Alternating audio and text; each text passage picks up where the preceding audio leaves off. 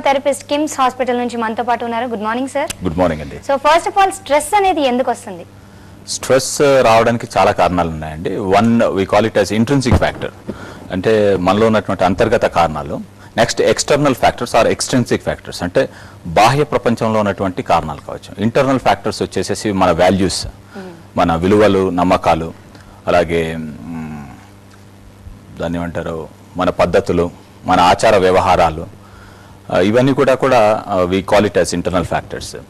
ఇది కాకుండా external factors ఉన్నాయి. ఎక్స్టర్నల్ ఫ్యాక్టర్స్లో మెయిన్గా మనం ఫోకస్ చేసేది టెంపరేచర్. ఇప్పుడు లైటింగ్ కొద్దిగా తక్కువైనా, లేకపోతే చిరాగ్గా ఉండడం, లేకపోతే మబ్బుగా ఉండడం, చల్లగా ఉండడం, లేకపోతే విపరీతమైనటువంటి సౌండ్ పొల్యూషన్, ట్రాఫిక్, ఇలాంటివి.